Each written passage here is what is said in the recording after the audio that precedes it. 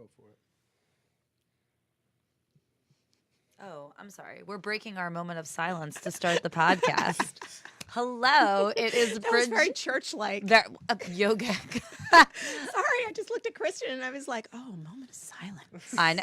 I was trying to be professional. And you were. You are so professional. All right, well, now we should probably get professional, right? So you are here today, or we are here today with you. It is Bridget and Jen from Here for Savasana, your new favorite yoga podcast. That's what I'm I calling feel like it. we should introduce Christian because I feel like I know him. I feel like you're my new friend. So What's going we're on, new friend? Well, here's the thing. We're here for the second time with Christian. We've been at the Shared Universe podcasting space every single time we've reached out and talked to you guys, which we're so thrilled with it, and we're so grateful to our friend Ming Chen for bringing us in. However, on one occasion, Jen and I did have Christian helping us, which both Christian and Jen have forgotten. So I feel like I'm living it was a in moment in time. I'm living in the twilight zone as the only person who remembers the 3 hours we spent with Christian. Yeah. But he's with us again today. What's going My on? mind kind of squeezes out what it doesn't need so that it can hold on to what it does, which is keeping a 2-year-old alive. I mean, To be fair, that's a very top priority, so it's Thank all you. good. It's all you. good. My only excuse is I just had an off day.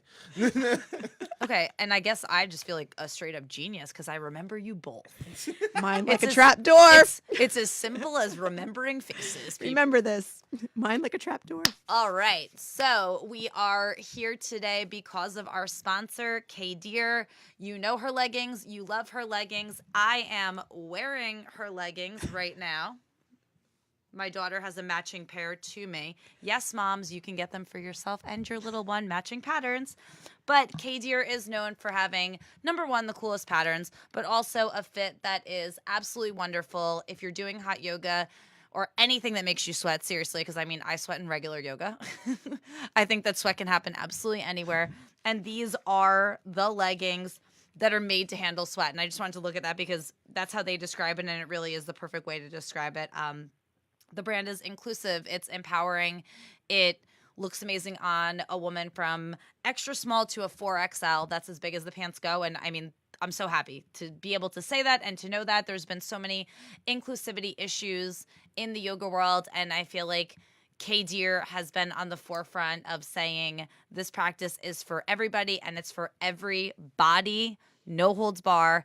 She is the queen in that way, and we are so proud to partner with her and to be able to promote her business and to have her as a part of our mission here, right? So head to www.k-deer.com so you can shop. You can catch her on Instagram. It's the little @ K_deer, just so you don't get confused. Or you could go onto my Instagram because I tag her every time I wear the pants, which is quite, if you scroll, it's quite often. So at Bridget Riepl, and you'll see a lot of K-Deer as well. All right, on to what is happening today. And I'm going to let Jen take the wheel and drive because our guest is a dear and close friend of hers who I'm just excited and humbled to have the chance to talk to today. Thank you. It's such a good intro for K-Deer, though, too. Yeah. No one does it quite like you. I stumble all over myself when I have to talk about K-Deer because I truly love her. My fear is that we ever get like someone who's like a jeans company that's like, we want to sponsor, because I'll be like, Jen will have to wear your product because like I very rarely put on pants with buttons. Well, I'm very specific about jeans, too. Yes, so we are here with one of my very dear teachers, friends, but I mean, it's more than that. When you've kind of been with someone, not with someone like that sounds so horrible, but 10 years, I was thinking, MD is what you call her if you're in the know, but she is Mary Dana Abbot. But after this podcast, you can call her MD too. Or I just took the liberty of telling people they could call you. But when I first met her, it was back in 2009, I want to say. And it was I think it might have been 2009, 2010. It was she was at Laughing Lotus where I met her. She was one of the senior creative directors. And she had quite the ability to kind of run the full gamut to teach everything from vinyasa to restorative to teacher trainings to workshops, to throw a little bhakti in there, to put a little bit of harmonium. And now she is teaching, again, what she's passionate about, Katonah Yoga, but she also does teaches adjustments and alignment, and oh my God, I'm just stumbling all over myself. Tell us, Mary Dana, what you are passionate about in your teaching and in life. I want to hear it. Well, that's a great big broad net to cast. I know. I just chunked off a whole bunch of stuff, but tell us what you're doing right now. And what's important to you? I'm passionate about allowing. There's like sort of a two-tiered philosophy that I have now, or a two-tiered way that I look at what I do, and I teach students. Students who are looking to really inhabit their bodies with more consciousness and awareness, and then teachers who want to bring that experience to their students, right? And so it's really like you're just talking about, Deer, and like being inclusive. It's like an inclusive way of looking at the practice. It's like informative, good, solid practices and techniques and tools that people can have so they can do them to up the function of their lives and find joy. And that's a big tenet of, Katonah Yoga, is that, really we're designed for joy. And sometimes along the line, we get sideswept, or we get pulled back into memories or habits, or even embodied habits where we perpetuate sort of this imbalance in our bodies that gives us pain. And what we want to do is to be able to find a practice that gives us a way to look at that and unpack it without judgment, but with compassion, so that we can figure out what we need to do to get where we need to go. And how are you delivering currently all of this information, whether it's classes or workshops? Where are you? What are you doing? Like I know before we got on, you told us about you're traveling internationally. Is it Germany now, but where are you? Where are you? So I'm based in Brooklyn, and I teach very few public classes. In the physical world, where are you? In the physical, yeah. I'm in Brooklyn. Literally right now, I'm actually at one studio that I teach at. It's called Prema Yoga. And I teach 4 public classes now a week, and that's it. And then I guest teach at different studios like Inlet Yoga. I'm excited to be back there in May. I have relationships Inlet with Yoga, different Manasquan, studios. New Jersey. The workshop is filling up, so you do want to sign up. What's the date? It's May 5th. May 5th. Done. No. May 19th. Just kidding. May 19th. May 19th. Let me check my website. At least that's what I have on my calendar. But so May 19th for Inlet, and then because I think May 5th I'll be in Milwaukee. So I have I travel and teach a lot. I teach in 200-hour trainings. I teach the anatomy and adjustments portions of 200-hour trainings. I used to teach sequencing a lot, and I'm stepping a bit away from that. I like to teach how to incorporate the Katonah material in a vinyasa experience, but I'm less interested in rules right now. And a lot of times, like you sequence the class this way, sequence the class this way.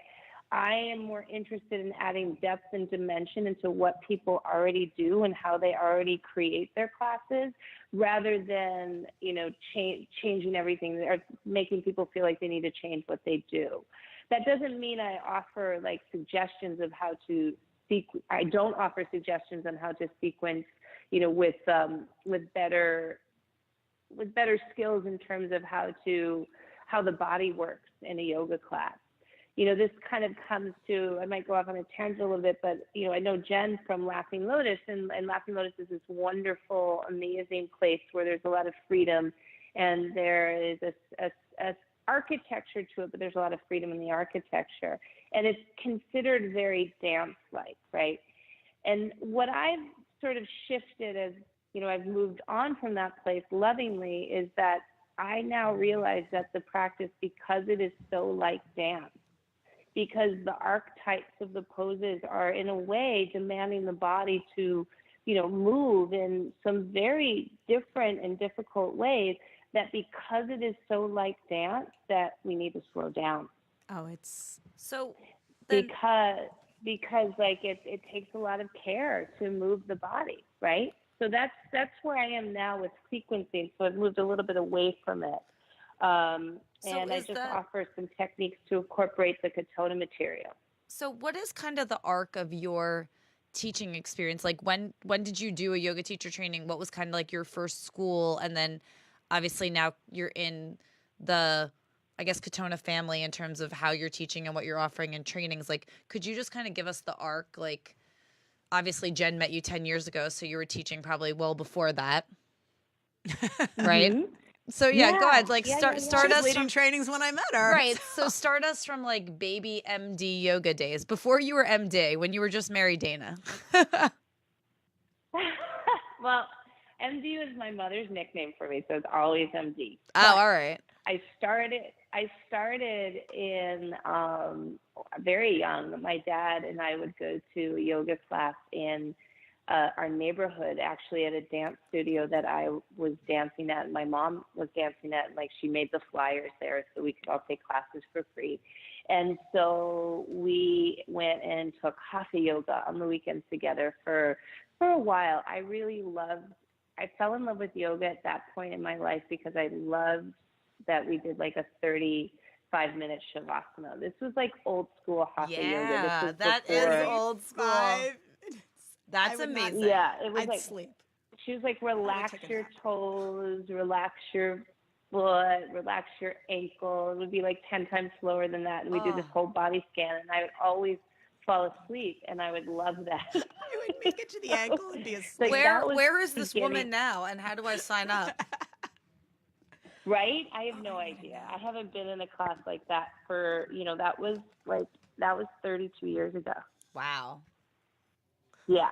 So that was a long time ago. And then I dabbled in some yoga that was part of the dance curriculum. I was at scholarship at a studio or a dance center in Chicago. And I just didn't really take it seriously. I liked it, but I dabbled in a little bit there. And then when I moved to New York in 2000, I really became a Bikram girl for about a year and a half. And I was like obsessed, and I would do it twice a day. And while I was in that phase, I started to get, even though I was so into it, and I was so into it for so many reasons, I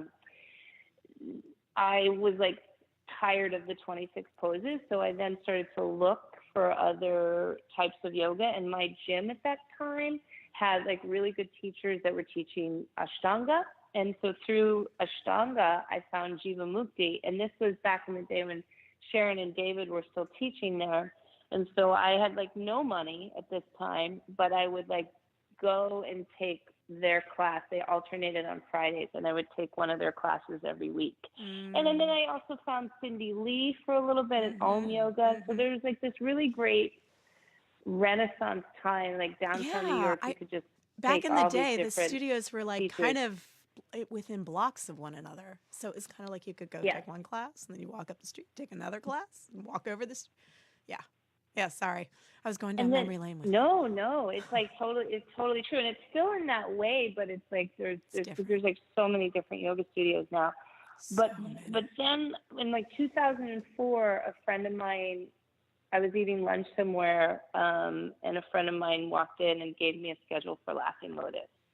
And he was like, me and Allie Kramer, who still teaches there, and I knew her already actually before I ever went to Laughing Lotus. And he was like, we're doing our teacher training there right now. So then I started to check out Lotus, and then I did my teacher training there in 2005 and started to teach a lot right after that. So, I really sort of decided. I was bartending. I was a former actress, or I like to call it wactress, waitress, actress at that point. And like, well, that's a far bigger community in New York than actress. Yeah. The wactress is all over New York. Yeah, and I was feeling that exactly. And I was whacked. I just did not like it. I was mainly bartending, and I was like, I don't want to be in this business anymore. So like, The interesting thing is in my teacher training, I tore my ACL. Whoa. Not doing yoga. Oh. Yeah, not doing yoga, but I tore it while I was in teacher training. And so after teacher training, I had to have surgery. Actually, I shouldn't have had it in retrospect, but I was going to have surgery. I had reconstruction. And I kind of made a pact with myself that, like, I was never going to go back to the restaurant business.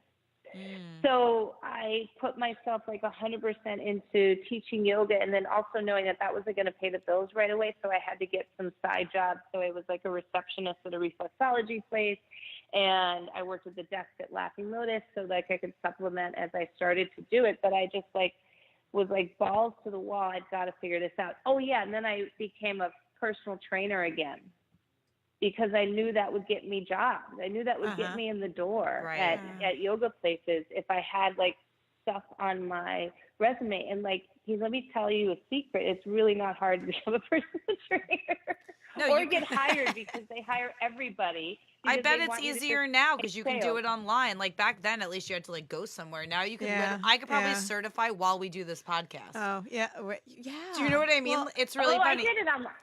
Oh yeah, I did it online, but I had done it like 4 years prior, not online. Okay. So I didn't feel like such a wimp. But yeah, it's so easy. And like I remember like I did what is considered the hardest one, which is NASM, and it's really good information. Like you have to study a lot, but like the test, I was like, it was so easy. Like you gotta be kidding me. So it was great though. Then I did some personal training. So like the first year and a half of my yoga teaching career, just to help supplement the bills. And it was great to not have to bartend, not have to wait tables, not have to like, it's rough. To even like try to carve out a space for myself in the wellness industry, because I knew that's where I wanted to be. Right. And I knew that if I was like, going into like these areas of my life that were not bringing me joy, right? I think I had been bartending for 8 years and I would like take breaks from bartending and become a waitress for a while, because I couldn't deal with like having to be people's therapist and like, or be up until 3 o'clock in the morning. But you gotta admit, being a bartender is a really good case study for studying people. Which people who walk into your yoga studio all have the same. It's all the same person, Like you're serving, you're still serving people. So I found waiting on people wonderful case studies for especially just for you understanding people and owning a studio. Well, that's something different. Like, and also like, whatever your politics are, it's just like to see like I think AOC is a bartender and how she handled the testimony the other day. Like she was the best one. She was like, practiced. and then she talked about her bartending experience. Yeah, she was prepared. Preparing her for that. She was prepared. It's just like, okay, so it's such good training. And especially I think, like, and as I say, I was tired of being someone's therapist. You get that expectation as a yoga teacher. Like a lot of people attach so much of their stuff onto you. And you have to be really good. This is what bartending taught me. You have to have clear boundaries. And, last call is last call. You can't stay here, but you got to go home. Like, and I'm using that sort of as a metaphor, but like you have to know when to say when, because yoga puts a lot of people in a vulnerable place, because for the first time, we're given permission to be with ourselves and our bodies and our breath. And as teachers, sometimes when we deliver that experience to someone, it is easy for that person to attach that experience onto the teacher. And many teachers take advantage of that in the world. Wow. That's a powerful statement. And then can you speak a little to, because I get what you're saying, that students put some teachers, not all teachers, on this pedestal, but it's also like this humbling ego thing that you have to have yourself in check as well. Because I see a lot of, as owning a studio, I see a lot of the ego take over in the teacher, and then it's no longer about serving the student, it's about serving the ego that takes over. Which it also feels to be a bit of a competition almost among teachers. So it's there's a lot of stuff that comes up between the interaction of student and teachers with other teachers. So I'm just Was it as much that way was it as much that way when you were, so I'm just thinking, like, so you're in that like 2005 2006 sort of time period. Well, first of all, actually, I'm dying to know, did you ever think about doing like a Bikram or a Jivamukti training, or were you immediately like Laughing Lotus was the one that clicked in terms of like where you wanted to train? So a lot of people were trying to get me to do a Bikram training.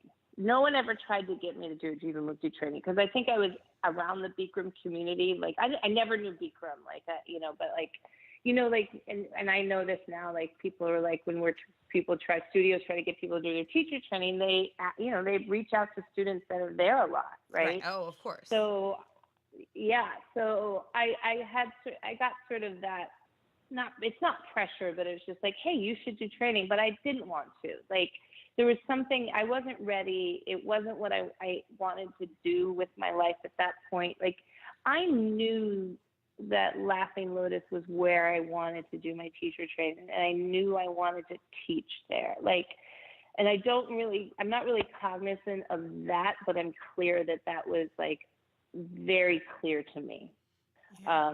In 2004 and 2005, and like I knew this, like I knew in 2004 that I was going to do my training in the fall of 2005. Like I sort of had this sort of plan in my head, and I guess it kind of worked out. No, it totally did. But it just, so then, like what Jen was just saying, how there is a competitiveness and there's an ego to it. In my experience, and I was in New Jersey, and I was practicing yoga from about 2002, and there really wasn't back then the way there is now. And that's what I was wondering, like in the city, the way that you're saying, like they were like, hey, we're going to do teacher training. Like, I think that's so nice that there was like a camaraderie, and you were like, I was just going to work the desk because I wanted to make sure I could pay the bills. Like, it sounds so humble, and I love the way you were approaching it and the community you were approaching it with. And I'm just... I it's just have to interject interesting here. The Laughing Lotus trainings, for anyone listening, they are like, and I'm not sure what yours was, MD, but they are 35 people deep. They have a lot of people in there. So in order to stand out, to get hired at that front desk, and having been at that studio for a very long time, you get hired at Laughing Lotus because you are there. You show up and you rise above all those 35 people. You make yourself seen. So there's a lot of, she's saying, oh, and I got hired and da-da-da, like it just fell into place. But I'm sitting here going, no, there's a little bit of a hustle behind that. And there's a lot of work behind that in putting the energy out there to make yourself like, no, it's almost like, and you can totally step all over me. It's almost like you're saying, no, so-and-so, you need to hire me because this is what I'm doing and this is what I'm going to contribute. To make yourself look. Absolutely. Sorry. Absolutely, like 100%.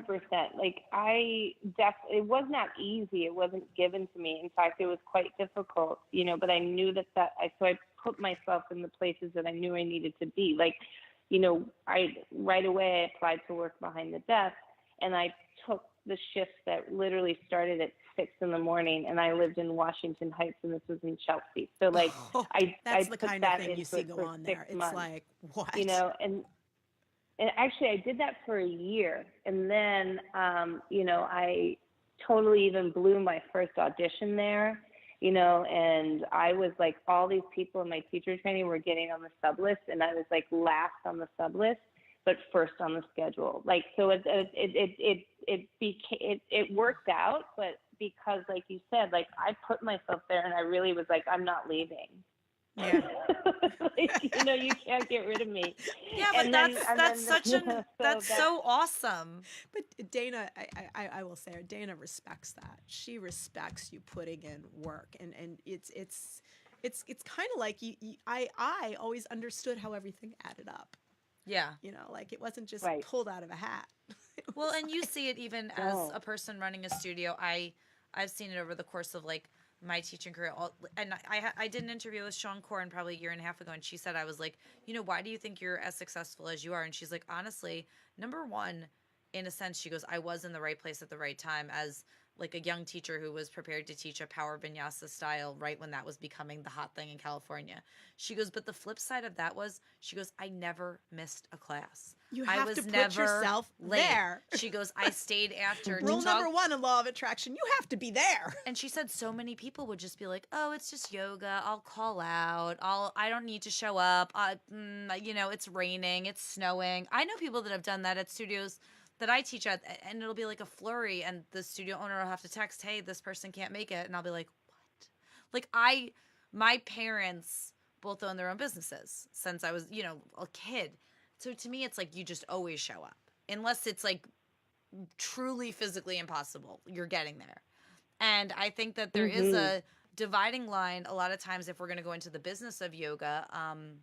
The really successful teachers, they're great and they have phenomenal intentions and they speak so well in their Dharma talk and all those things. But the one connector, I think, is showing up, right? It's showing up. Yeah. I can't It's tell showing you. up. You have to be prepared. I mean, this is one of the things and why I love Katonah so much, and Naveen, the creator of it, always reminds us of it's really about grace and effort and making the right amount of effort so that if by chance you are lucky enough to receive grace, you are ready for it. It reminds me of the Einstein quote, opportunity is when luck meets preparation. Right? If you're not prepared for what is coming to you, then it's not going, timing will be off. If you are prepared, then timing is on your side, even when it's not 100% right.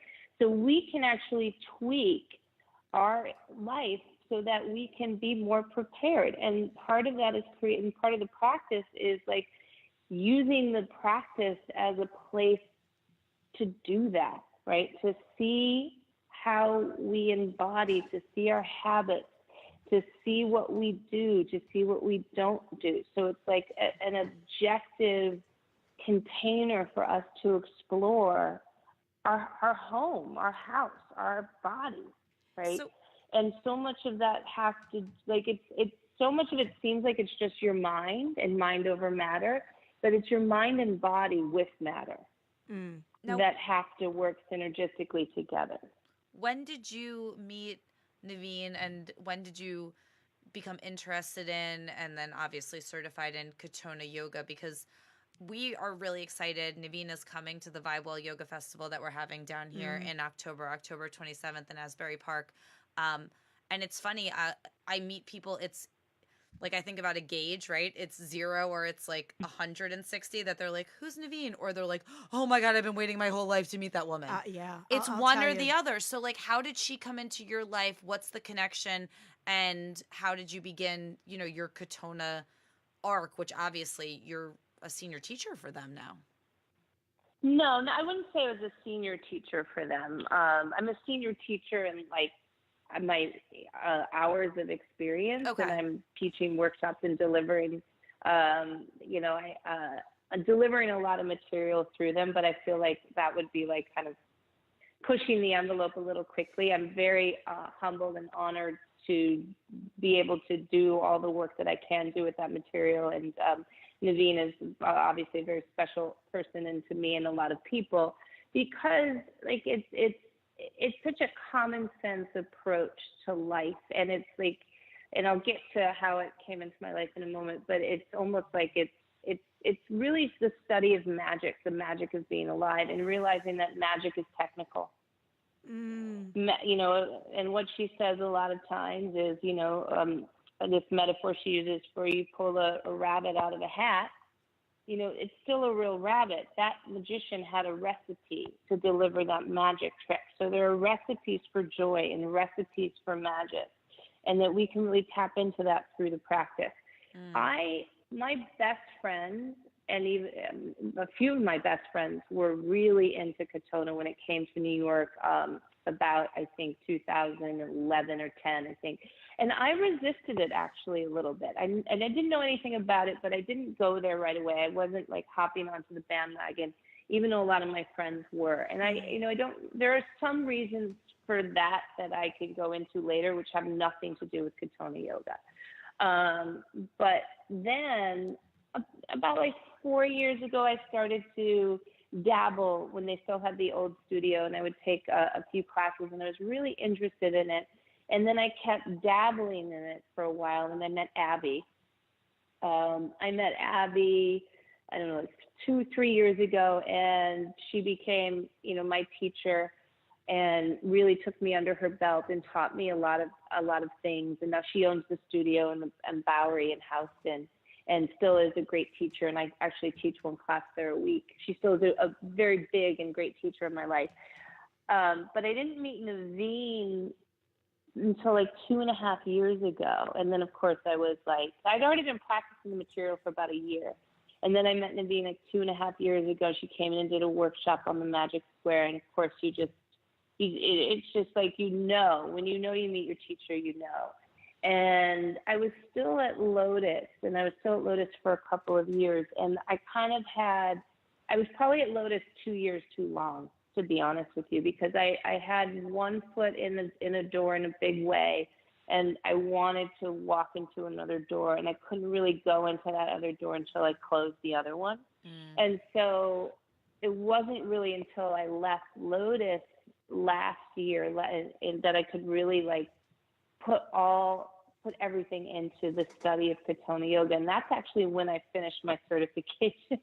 Right. So I finished my Katonah certification, about, I don't know, I guess almost a year ago, I think. Yeah, we're coming up on a year. But I've been, kind of incorporating the material in my teaching for, I think, about 3 or 4 years at this point.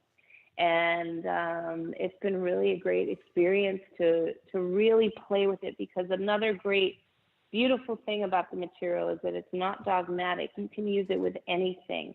It is expansive. It just allows you to see the bigger picture, because what you see is true. It depends on your frame of reference, and what someone else sees is also true, and it depends on their frame of reference. And I think oftentimes we butt heads because we expect everybody to see things through our frame of reference, not realizing that we are looking at something in a certain way. And so that's a big part of it. It's seeing the bigger picture. So you take a step out to take a deeper step in.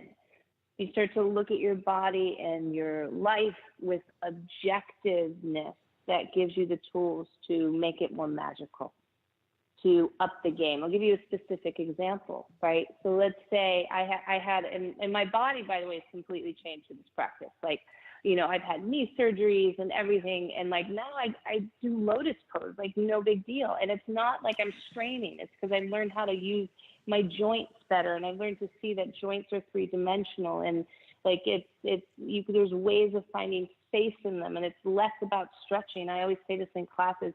I stopped stretching my hips and I started to do lotus pose, because it's about finding the whole space of the joint instead of just pushing your hip into external rotation all the time, expecting things to change. That is another conversation on how that doesn't work. I can talk about that for hours.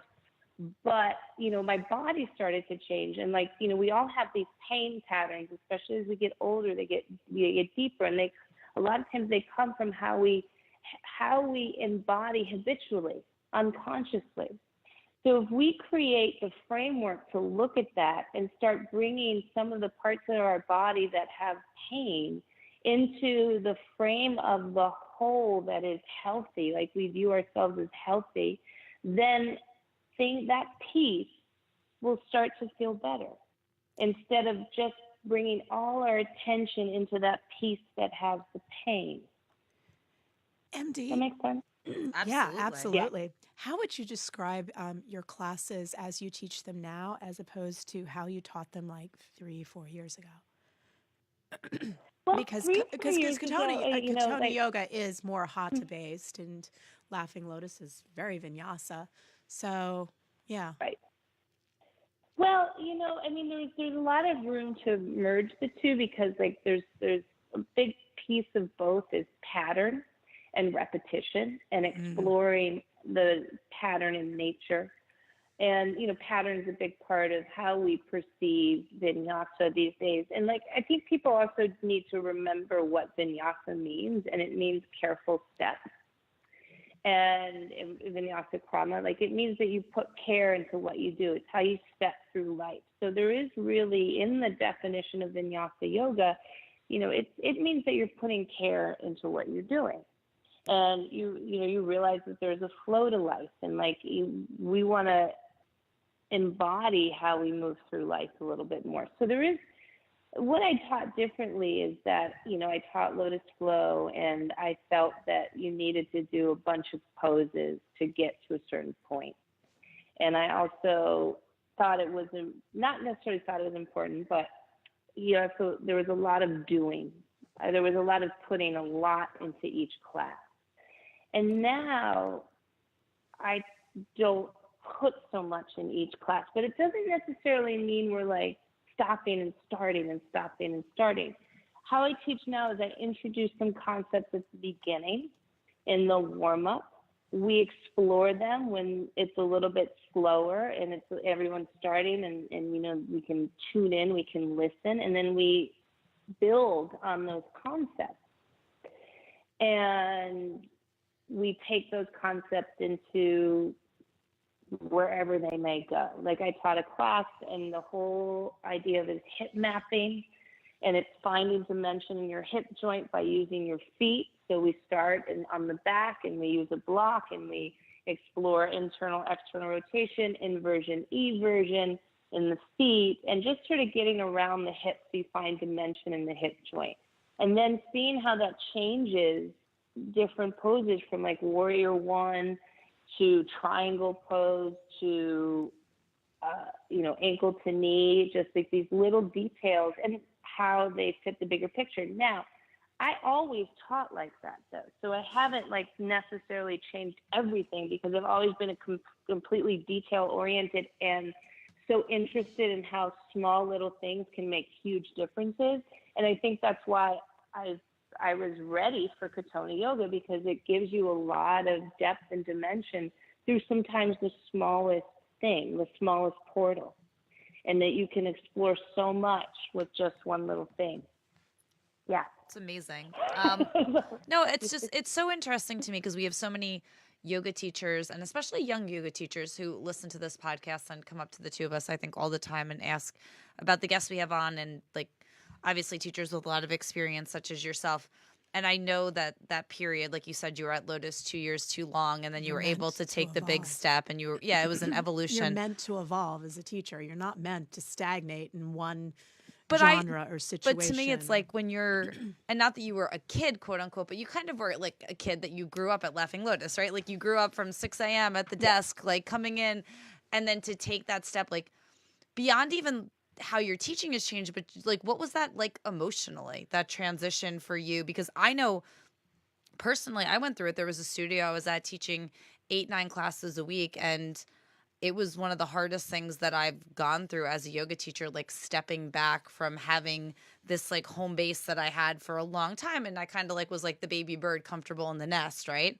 And then when it came a time to move away, it was really difficult for me. And when you said all that, it resonated. And I know that people are going to ask me, they'll be like, why didn't you ask about that? What? So I think we're both really interested, what that was like, that arc in your heart. Can I just, I don't think, Laughing Lotus is a beautiful place. It's I think underneath it, and am I wrong? Am I wrong here, MD? I think underneath it is a very serious place. If you're teaching there, you have to be at top of your game all the time. And I adore Dana, but she pushes you to be your best all the time. You can't walk in at any point and be like, oh, okay, I'm just going to teach a class. Right. You're teaching the class. That's absolutely true. But what's also true is that, there's a certain point, if you don't fit what they're doing there, it doesn't necessarily work anymore. Mm-hmm. Because I definitely was giving my best 100%, but, I wanted to ultimately offer something different than I was able to do there, and I wanted to grow in different ways. So to go back to Bridget, your question before, it was very hard for a small amount of time, And for so many reasons, I am so happy that I'm not there. I thank God every day. I mean, like, just because the other stresses that come from being in a big studio like that, and there's just a lot that I don't necessarily want to get into now, but I thank my lucky stars, because I would never be in the position I am right now if I was still there, and I was there too long. And I would not be, starting the framework for writing a book. I would not be like exploring the Katonah material in the way I do, because I would always be trying to fit it into the frame of Lotus Flow. And, I just don't move that fast anymore. And I don't want to teach moving that fast anymore. And I know that, and I also don't want to diminish it, because I know like a lot of people love doing that. And I actually have a lot of students still at Laughing Lotus, like teachers that teach there. And like, we work on, how to make the movement more mindful, and, explore that you can actually put a lot of mindfulness in it. But for me personally, like, it's not a way that I can move anymore. And, there's an expectation, and like, the irony is, like, my classes were packed, it wasn't like it was just like, what is she doing? People like really loved it. But the irony is like, well, there's that, but I forgot what I was going to say. I'll remember it later. I was like, oh yeah. So, there's that's the irony. The expectation, though, when people come to that class, is they're going to be able to just kind of move really fast and throw their bodies around. I'm talking about students. And, there's a catharsis that happens sometimes in that experience. And a lot of times, we're also dealing with chemicals in the body, and there's different chemicals that get released depending on what you're doing. So like, there's like the yoga, it's like, yoga didn't invent the yoga high. That's an endorphin rush, or you've got dopamine involved there. You've got like different biochemical reactions to how you're moving your body, right? And so like, people get attached to that, and you can have that in like a fast-paced vinyasa class. And you can also be around a teacher like Dana, who's, saying these wonderful things and making she's really like a preacher, right? And she says these things that can make you have insights into who you are and where you belong. And, there's no one that does what she does quite like she does it, but that doesn't mean that everyone has to try to be like that, right? And so I wasn't like that anymore. And like, sometimes people, I didn't like the expectation that I had to teach like that. Not like Dana, but just like, 4 rounds of open poses, peaceful warrior. I couldn't call things rainbow warrior, OMG. That's not me. It doesn't sound right. I don't like to say that. And I never did, and so like, it's totally, I can respect that and love that people love that and love them for loving it, and also know that it's not for me. And both these things can be true at the same time, because these are the frame of reference that we're looking at. And I realized that I wanted to look somewhere else for a while and put the boundaries on where I was looking, so I can go deeper in the container that I was exploring. Well, I can see it. I mean, I've done a complete stalking of like your Instagram feed. I love her Instagram Well, feed. but I mean, you can really see the style of teacher you are, and also, going back, like, I can see pictures where you're at Laughing Lotus, and then there's clearly pictures where you're in a classroom and you're teaching more of a Katonah style. But you were always a teacher. There's one I bookmarked it. Not now, you really think I'm a stalker, but it's like, you have okay. You have the strap under the hips and the bolster and the block. Like, you were, for a long time in your career, it's clear to me, incorporating, like, I see so much right now when you look through it.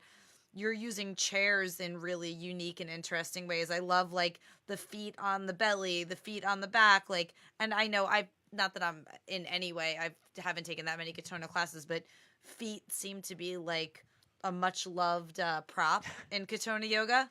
And I love it. Like, I've never had anything feel better in my life. I'm like, please walk on my back or wherever all day. it's just what you're doing is really interesting, but it's also clear to me that like you've always been doing really interesting things. I think it's through a lens of Yeah, originality. yeah. How did you? No, that's true. Go ahead, Mary. Mary. Sorry. No, I didn't hear you. I was waiting for your question. Okay. What? How Sorry. did you start with chair yoga? Because honestly, I look through your Instagram feed, and honey, you make it look sexy and cool. And there's not a lot. You hear chair yoga, and you think of a class of like 5 or 6 older women sitting on a chair, raising their arms up high and folding forward. But honestly, I've practiced at home with the chair looking at Mary Dana. Right. And I've created sequencing for a chair just based on what Mary Dana shared. How did you start with that? Okay, so that was because Katonah was using the chair. So I also want to interject that I also have a lot of respect, and I've studied a lot of Iyengar yoga over the years. So that is still a piece of my practice. And like, you know, the Katonah, in Katonah yoga, we practice Iyengar poses. We practice half-plate poses, and there's certain things that are more Katonah-esque, right? So we use chairs a lot at the studio, and I was very interested in it. I'd always been interested in it, and then it made me sort of return to one of my older teachers, Carrie Owerko, who is a phenomenal teacher and human being. And she's an Iyengar teacher, but she's so, I think when we think Iyengar, like we think of, you know, chair yoga, we think not playful, very serious, very like rigid, and almost like somebody's going to hit you with a stick in the class. And like, she's so not that. She's so playful, innovative, explorative. And so is my other teacher of the Iyengar tradition, Gabriel Halpern, who's, he's based in Chicago. And like, so they really taught me that some of the more traditional disciplines have so much room for creativity and exploration in them. And you can even see, like in Light on Yoga, and even how Iyengar was practicing before that, all that has changed. Like, he changed his mind about so many of those poses. And he's instilled that in his teachers to keep exploring, to keep looking, right? They're not delivering you a script. They're delivering their knowledge that is evolving, because we're all a part of an evolution. And so that's kind of how I came to the chair yoga, is through Katonah, but then revisiting Carrie and exploring what she had to offer. And then, like you said, like, yeah, I want to take the paradigm of chair yoga into and make it less thinking that it's only for a certain population, right? We're all going to be that. If we're lucky, we're all going to be a part of that population sooner or later. So it's like all this stuff that we do now is going to help us, you know, have a better experience. And so, yeah, chair yoga is for everyone. And, you know, it's, and I want people to think that. I want people to explore it. I want young people to explore it, because like I was just did a photo shoot, and to prep for it, I did about an hour of my chair yoga practice, which is pretty much on Instagram. And after that hour, I could do everything. I could fold, go upside down, balance, you know, and like, I don't need to warm up and do a bunch of vinyasa yoga to be able to do anything. That would have exhausted me. But I just did an hour of chair yoga, and like, I can, you know, I run half marathons. I still take dance classes, you know, and so like all this stuff allows me to use my body for joy, to do what I want to do. Right. And so the chair yoga opens up so much more. And what it does, it's not like something to sit on and rest. It gives us different geometric integrity, different angles to play with, different levels of support, so that it opens up all these portals in the practice. So it doesn't diminish, it elevates. Okay, I think that's it. No, I'm just wondering. Did that answer? Wait, but I'm like, I'm hoping your book is on that. Is your book about chair yoga? I don't know, but I No, do want to it's get her not. down here to do a but chair I will yoga. do it. I will be doing some sequences and publishing that. No, my book is going to be an anatomy book for 200-hour training, like a simple one. Like, and because, and this is something I don't want to throw all the material out there because I want to leave some of it up when I start talking about it more. But I want to, I was lucky enough to teach in a 200-hour in Boston last month, and I taught the anatomy portion with some adjustments in there, just because the assists and adjustments will really help. It's not necessarily that the students will use them; it just helps them understand what we were talking about more. And when people see things, it helps. But I think that sometimes it's taught very like we have to memorize this, and this muscle goes there, and this muscle goes there, and no one really remembers anything from their 200 hours. That's most 200 hours. They make it like a mini kinesiology course over the course of like 2 days, and then I actually remember taking a quiz where I had to like identify parts of the body a la biology for freshman year in high school, and then we moved on. But yeah, I will happily get that book. That sounds fantastic. Yeah, and a lot of it is from like an evolutionary perspective. I mean,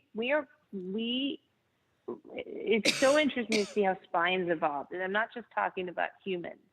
I'm talking about like fish. That's where the first spine. Those were the first spines, and it was lateral flexion, and that's how life moved. And then as we came out of the ocean, we developed a lot more dexterity. And then eventually we've evolved to have all these curves, right, in our spine. And that's how we can stand up. And then, but what we need to, I think, realize more is that we are participating in evolution. Like, posture is societal. It's also political, and it's also socioeconomical. Like, different cultures embody differently. And in the States, there's a big part of how we hold our bodies that has to do with the phones and the computers and the stress, and like how we're always looking down, and like and I usually use the word evolution to mean we're going to get better and better, and in a way it's causing a lot of stress. So yes, we are all different, and that should always be something we know, and like one body is not the same as the other, but we're also similar.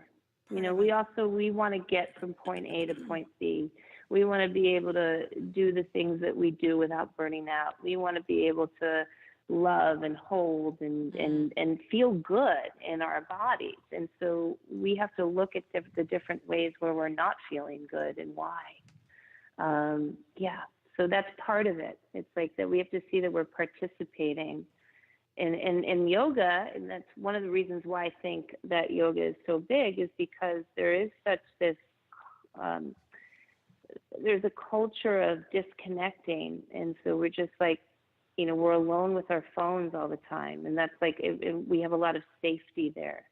Like, can you imagine going somewhere and not having a phone to look at? Oh my God, our friend Tim Shaw, there's a teacher down here, and I went and took his class on Thursday morning, and his phone died the night before, and he said for like the first hour he was like really empowered, like, I don't need a cell phone, and he goes, by the second hour he like was like itching for it. He was like, when is this thing gonna work? Like, what time do I have to be with the Genius Squad so that I can figure this out? And he's like, he's in his 40s, and he's thinking like that he's kind of in the age group that's like above the addiction. Like, he's not like millennial, which I technically am by 1 year. And he's like, none of us are immune to it. Well, she revealed earlier that you are a millennial, and I was like, oh, that's why you don't know PM Dawn. 82. But he said, he's like, we're not immune to it. He's like, it's actually a very like almost eerie feeling. You're like, what if I need something? We're very attached, very attached. Mm-hmm.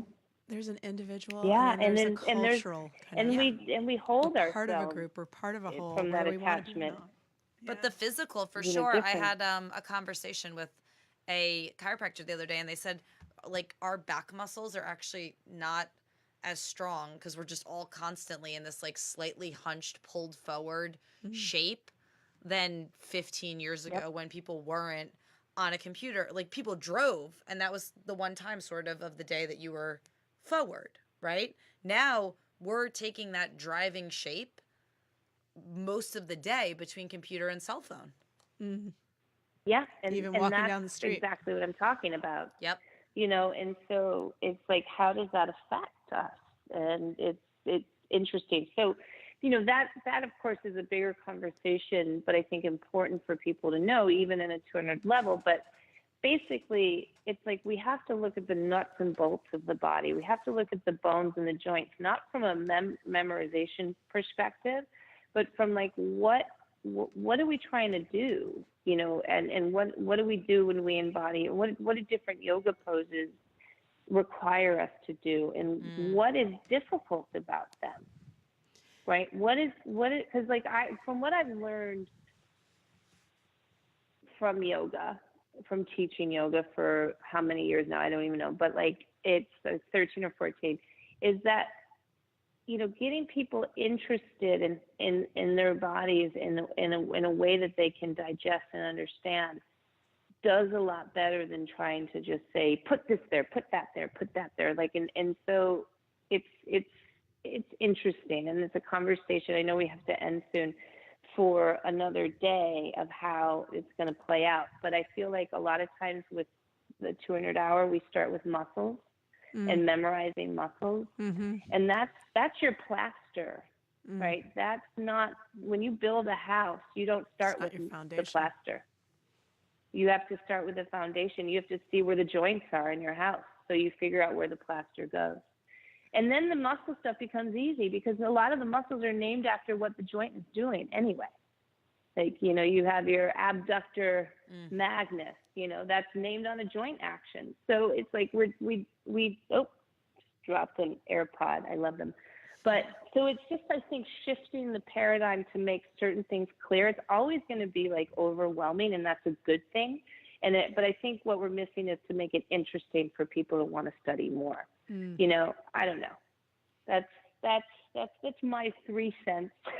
No, and I mean, we so appreciate, and we really do appreciate you being here. And you're right, fairly, we are at our hour mark that we probably should, Jen and I, our new goal is to like respect time a little bit more, because we could talk to you and listen to you forever. And hopefully we can have you back when you come down to Inlet. That would be wonderful. Maybe we can all do something together. I will for sure be there on May 19th with you at Inlet Yoga, Manasquan. Everyone who's listening in New Jersey, you should be able to hit Manasquan from hour and a half in all directions, North Jersey, South Jersey. So mark your calendar now and definitely, be with us that day. So if you're interested in this podcast, if you're interested in learning more about what Mary Dana has to say, she can be found at www.marydanayoga.com. She can be found on Instagram, Mary Dana Yoga. She can be found at Inlet Yoga, May 19th. And she will also be back in November to do a training at Inlet Yoga. So all of her training, well, I think it's all of her trainings, I could be wrong, count as YA credits if you're a teacher. She also counts for the credits in Katonah Yoga if you're going for that teacher training. I know we have a number of students that are. So, yeah, MD, thank you. I love you, man. And you fucking rock. Love you. Thank you. Is there anything else Thank you want? you. Like, we owe you, so we thank you for being here. Is there really anything else? Check out her Instagram account. If you're a teacher, you can certainly lift some inspiration there. Are you? When do we think the book is coming out? Well, I kind of was like, I have a film series coming out. So once that's done editing, then the book project comes out. So stay tuned for Conscious Embodiment, which will be out in April. It's going to be amazing. Some filmed master classes and also flow classes, like incorporating some of the materials. So I'm really excited about that. And then the book project will be going into full steam right after that. I had sort of a date that I think is going to be too soon now that I've outlined it and seen the scope of it, and I really want it to be good. So I think hopefully I want to say the fall, but I know that things take longer, so we'll see. We'll see what happens. I'm going to self-publish probably, unless somebody wants to publish it. So we'll see. Calling all publishers. Calling all publishers. Thanks. And if anybody else wants to go into the chair yoga business, it's really hard to find a chair these days. Some of them have been recalled from Yoga Outlet, and then this other place I was having people buy them from ran out, and so now there's just one little store on Etsy. So there's a market out there, and we can collaborate. That's Make awesome. chair yoga We'll sexy put again. the Mary Dana name on the back of them. That's awesome. That's so good to know. Yes, jack of all trades. And I'm half kidding, but you never know. You got to put it out there. It was so fun to talk to you both. Thank you so much for your It's good time, talking to and you, man. I look forward to meeting you in person, Bridget, and to seeing you soon, Jen. Yes, Absolutely. Thank you yes. so much. And for everybody listening, I am Bridget. This is Jen. Jen owns Inlet Yoga. She is an incredible yoga teacher. Everything she does, from raising a 2-year-old to not remembering Christian, is equal parts amazing and hilarious. She's absolutely brilliant. And Bridget is the head and goddess of New Jersey Yoga Collective.